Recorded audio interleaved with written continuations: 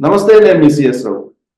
ఆంధ్రప్రదేశ్ ముఖ్యమంత్రి జగన్మోహన్ రెడ్డి మరో ఛాన్స్ కోసం ప్రయత్నం చేస్తున్నారు. అందులో భాగంగా చాలా మందిని రీప్లేస్ చేస్తున్నారు. ఆ జాబితాలో ఇప్పుడు వరప్రసాద్ గారు కూడా ఉన్నారు అనేది ఒక న్యూస్. దీని మీద ఇంటరాక్ట్ అయ్యే ప్రయత్నం చేయాలి. దగ్గర సిట్టింగ్ ఎమ్మెల్యే గూడూరు అలాగే మాజీ ఎంపీ వరప్రసాద్ గారు ఉన్నారు. నమస్తే అండి వరప్రసాద్ గారు. నమస్కారం అండి. నమస్తే సార్. మీరు ఏంటి జగన్మోహన్ రెడ్డి గారిని బాబు బాబు అని పిలవడమే ఇప్పుడు ప్రమాదం ఏర్పడిందా మీ సీటుకి?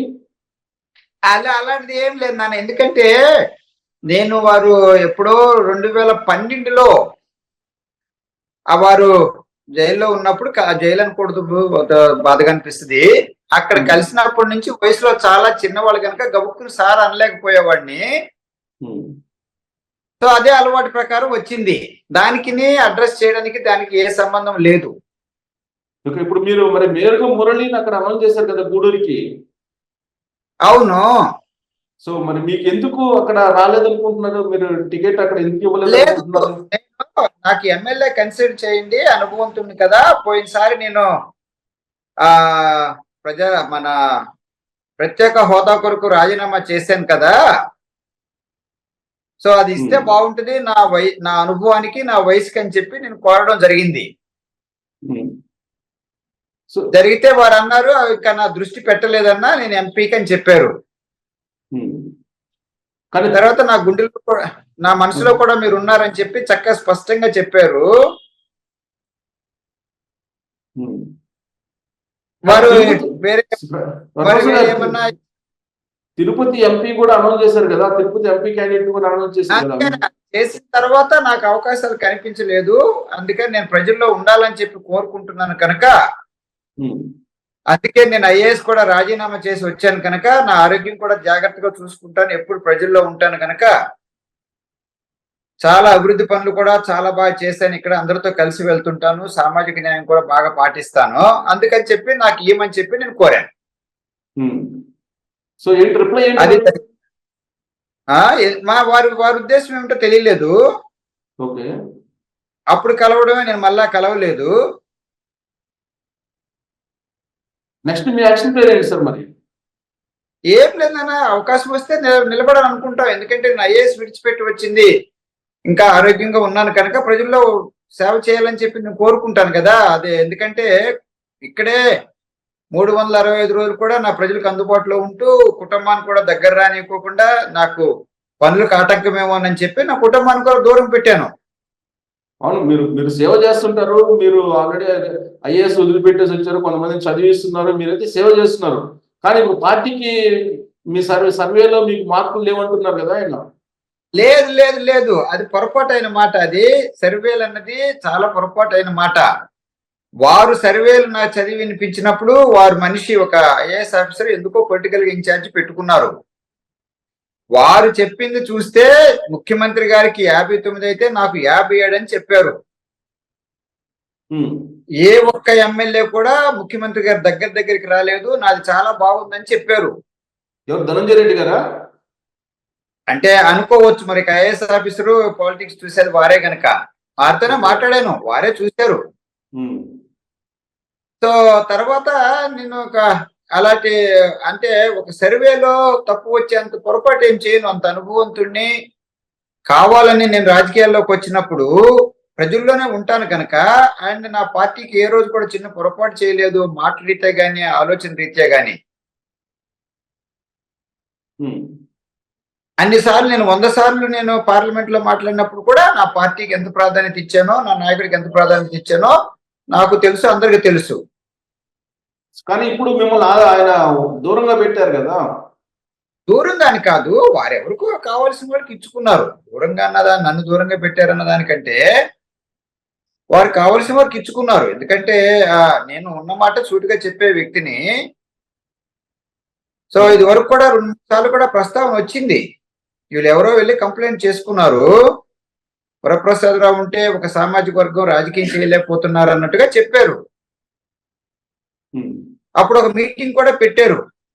మీటింగ్ పెడితే అలాంటిది ఏమి లేదు, వాళ్ళెవరో 2-3 వాళ్ళ వ్యక్తిగత సమస్యలు తప్ప వేరే ఏమీ లేదు. నేను కూడా ఎవరైతే పాత రోజుల్లో ఇంకా ప్రజల మీద దౌర్జన్యంతో ఆధిపత్యం చేయాలంటారో అలాంటి వాళ్ళ మీద నాకు సమస్య తప్ప, నాకు ఉన్న అగ్రకులాల్లో ఉన్న సామాజిక వర్గంలో 100%లో 95% నన్ను అభిమానిస్తారు. వాళ్ళ దగ్గరికి నేను వెళ్తాను, చక్కగా చేసుకుంటూ పోతాము. ఆ ముగ్గురు నలుగురు మాత్రం, ఎందుకంటే వాళ్ళ పాత పద్ధతుల్లో ఆ నియంతృత్వంతో అలా పెత్తందారితనం చేస్తూ ఉంటారు. అది సమస్య. అంతకు మించి వేరే ఏ సమస్య లేదు నాకు తెలిసినంత వరకు. చిన్న సమస్య కూడా జరగలేదు. మీరు ఉన్నత విద్యలు అభ్యసించారు, ఐఏఎస్. మీరు మిగతా వాళ్ళలాగా మాట్లాడలేకపోయారు, అందుకే జగన్మోహన్ రెడ్డి దూరంగా పెట్టారు, అంటే టికెట్ ఇవ్వట్లేదు అని చెప్పి అని అంటున్నారు. లేదు 12 ఏళ్ళు అయిన తర్వాత మాట్లాడలేకపోవడం, ఆ పొరపాట్లు అలాంటిది ఏమీ లేదు. ఏదో ఆ ఒత్తిడి వల్ల అలా జరిగింది తప్ప 12 ఏళ్ళు అయిన తర్వాత ముఖ్యమంత్రి గారే, జగన్మోహన్ రెడ్డి గారు నాతో చెప్పేవారు, అన్నా మీరు ఫుల్ పాలిటీషియన్ అయిపోయారని చెప్పి వారే చెప్పారు. నా సలహాలు కూడా చాలా వరకు తీసుకున్నారు కొన్ని.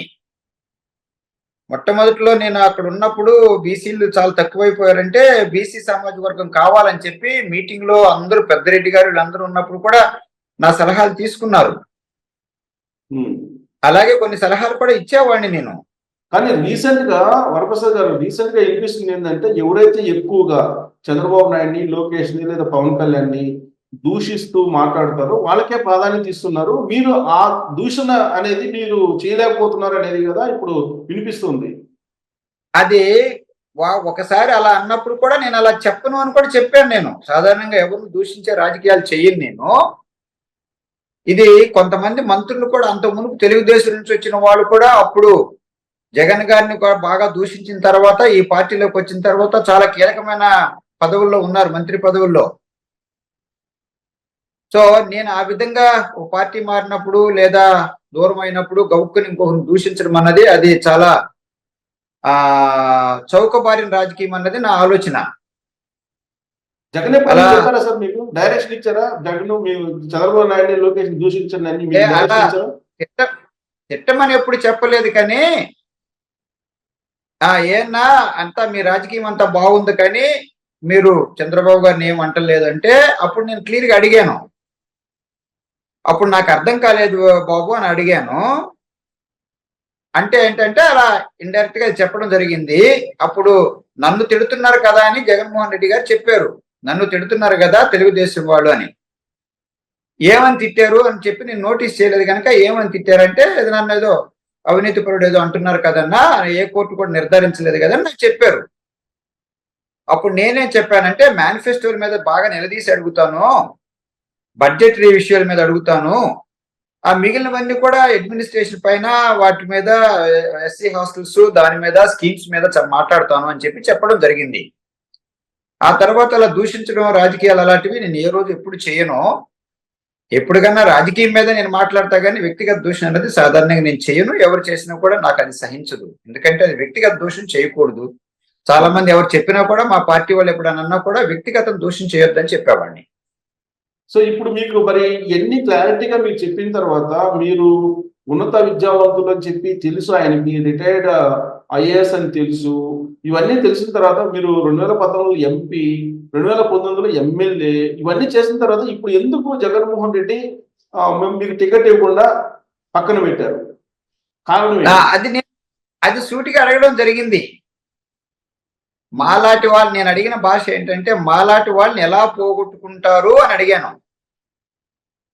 ఎలా పోగొట్టుకుంటారంటే, అన్న ఎవరు చెప్పారు మిమ్మల్ని పోగొట్టుకుంటానని? నేను పోగొట్టుకోనన్నా అన్నారు.